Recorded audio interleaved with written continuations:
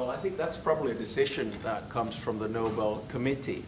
And my take is that there are two key pieces that have to be solved in the big picture. One is in the Middle East, and we're seeing the results of that. And then the other one is between Russia and Ukraine. And once those are solved, I don't see any impediments to it. Will you plan to nominate Mr. Trump next year if he doesn't win? This year? I think probably the best nomination would be coming from Zelensky and then the King of Jordan. Those would be two that would come. But I think you have to, my experience with the Nobel Peace Prize comes from Martti Ahtisaari, the former president of Finland. He got it in 2008, and he got it because he negotiated 3 peace agreements on 3 different continents. Namibia in Africa, Kosovo, Serbia in Europe, and then Aceh in Indonesia. And his message was always that when you do a peace agreement, the key is that it looks like an equal match, that the big guy doesn't win over the small guy, and vice versa. But I have to say that the track record of the President of the United States in the past 7 months, 8 months is rather impressive. Mr. President,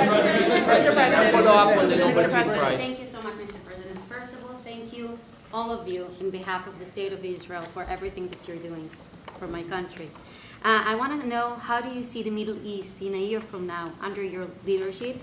And if you see maybe an option for normalization between Israel and Saudi Arabia? I think it's going to be great. I think it's the hostages will be coming back Monday or Tuesday. I'll probably be there. I hope to be there, and we're planning on leaving sometime Sunday, and I look forward to it. And everybody I see is celebrating in Israel, but they're celebrating in many other countries too. A lot of the Muslim and Arab countries, they're celebrating. Everybody's celebrating. Everybody loves the deal. So it's a great honor to have been working on it, and as you know, it's all finalized and done. We've had a lot of terrifically talented people. We've had tremendous support from UAE, Saudi Arabia. Qatar has been unbelievable. Egypt, as you know, and Jordan. Indonesia, I don't want to leave anybody out. Just so many different countries. It's been incredible. Nobody's seen anything like it.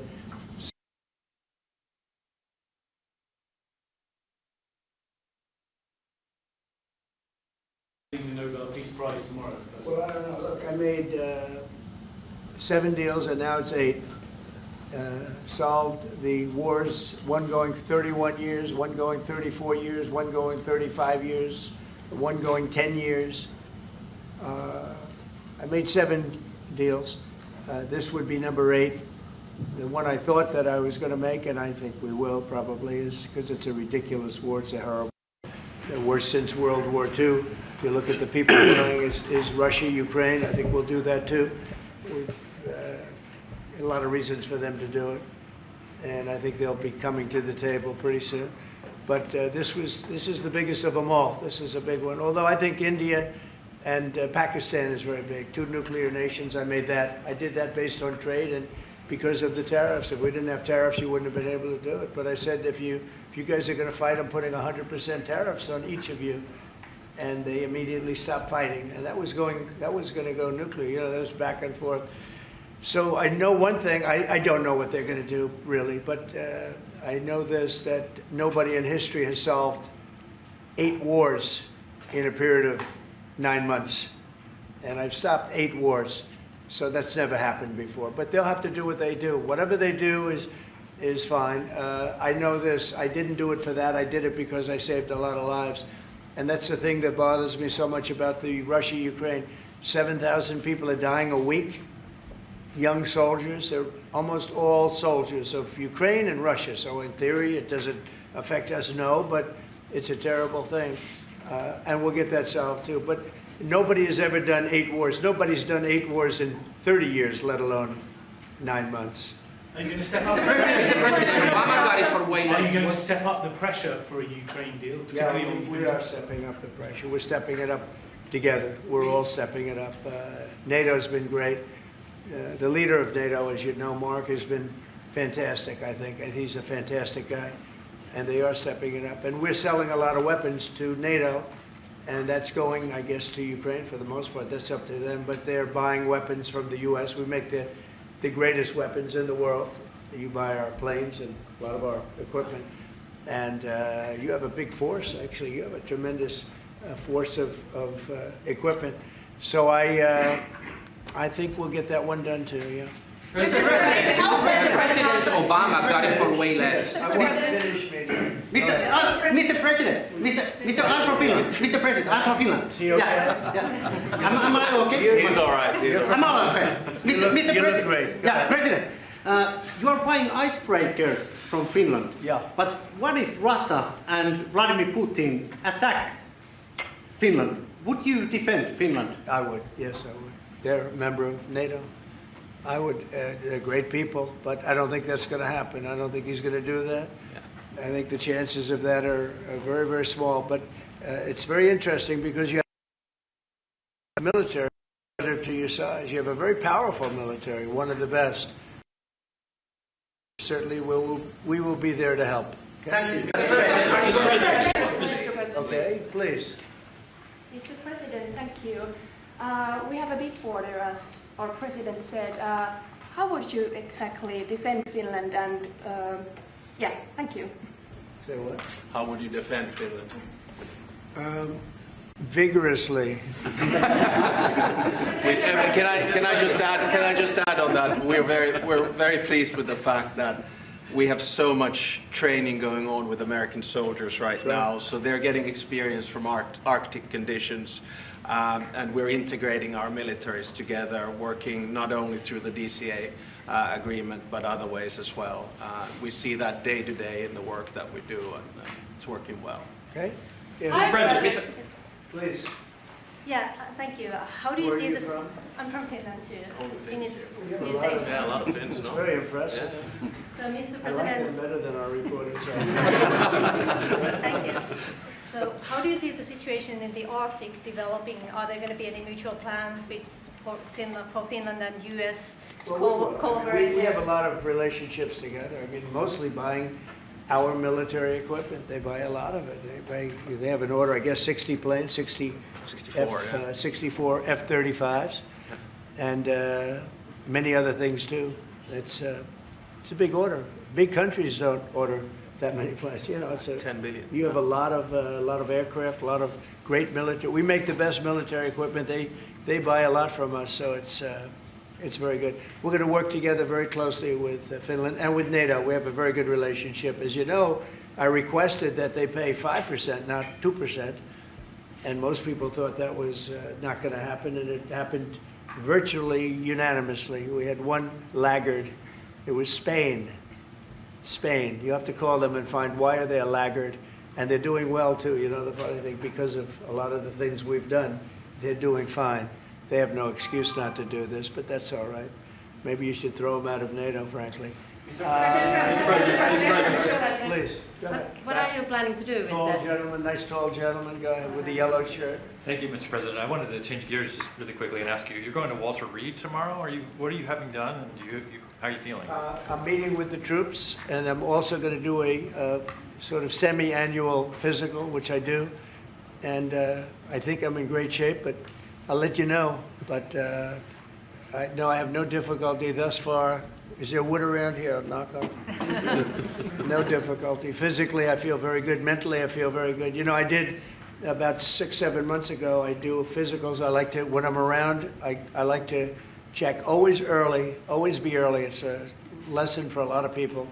But I also did a cognitive exam, which is always very risky because if I didn't do well, you'd be the first to be blaring it. And I had a perfect score. And one of the doctors said he's almost never seen a perfect score. I had a perfect score. I got the highest score. And that made me feel good.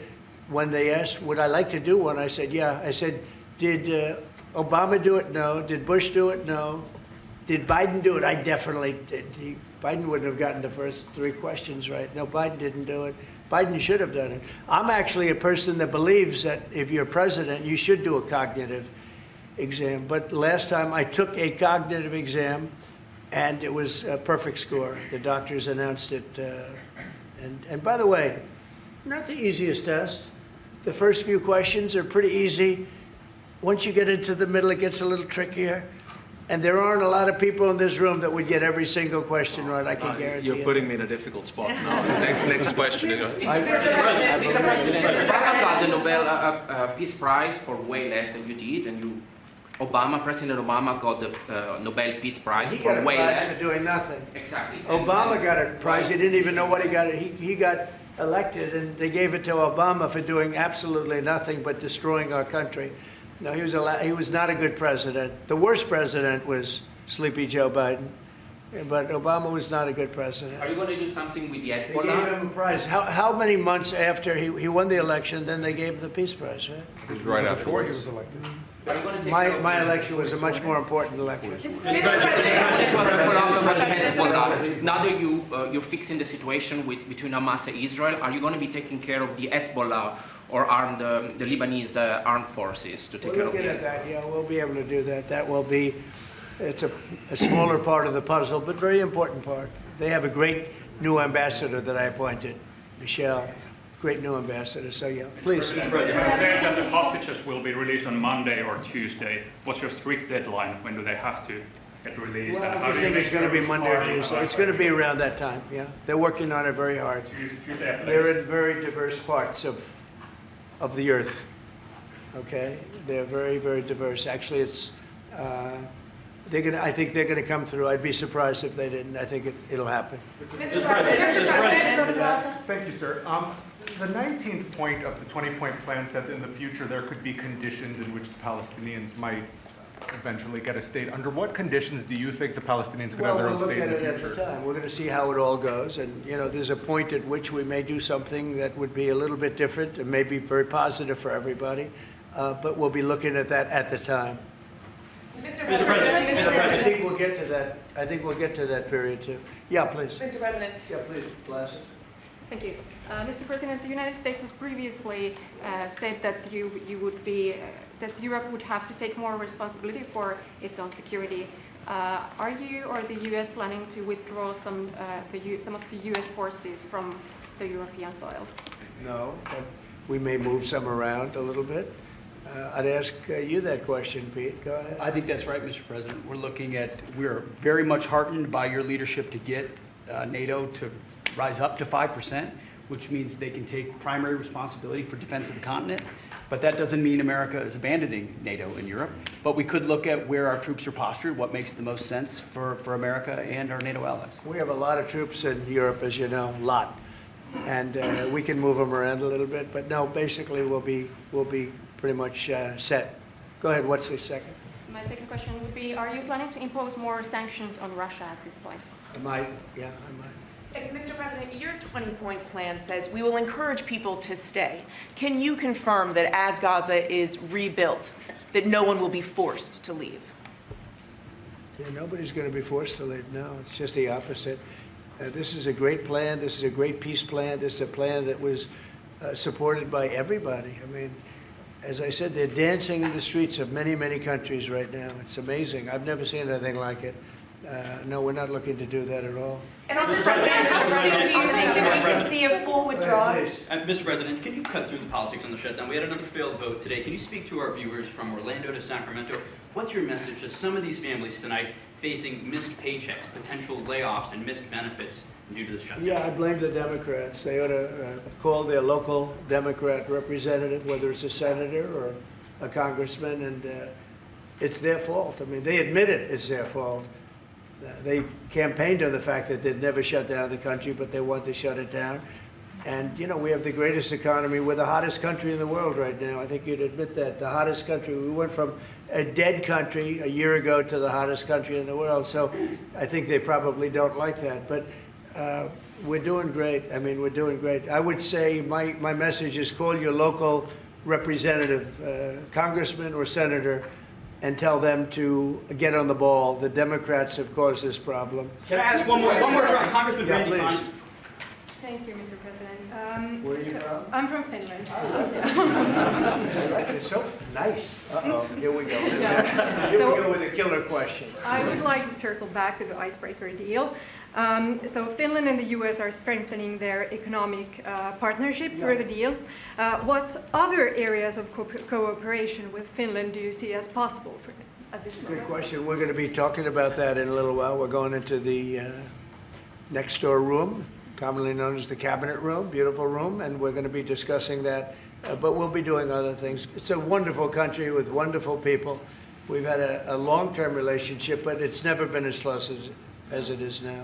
We'll be doing other things. Go ahead. We've been talking about a lot with the president. The two specific fields where I think Finland has strengths. One is quantum and quantum computing, and we know that that is basically what gives food for thought for artificial intelligence. That's very important. The second one is actually networks. And you know that there are two sort of safe and trustworthy Western networks right now. One of them is Nokia, and the other one is Ericsson. And actually 70% of all broadband in the United States is Nokia. So one of the things that we could work on together is creating the 6G space through networks. And we actually, Nokia has 7,000 people working here in the United States and an American CEO. Okay, anybody else? Mr. President. What is the international stabilization force that's going to deploy to Gaza? What is that going to look like? To be determined, really I think there's going to be a large group of people determining what it will be, and a group of people funding it that are very rich countries are going to be funding it. People want to see this work. It's going to work. It's absolutely going to work. And it starts, it's already started. We've signed, as you know. Everybody's agreed.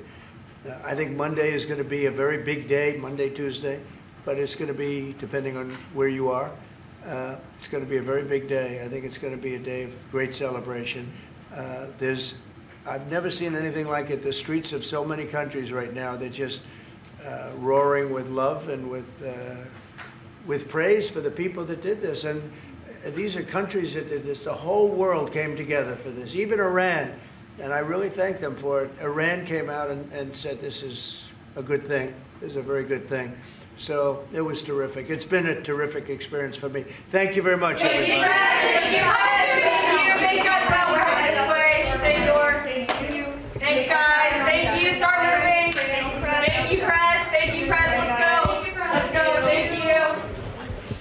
Thank you. Keep moving. Keep moving. Keep going.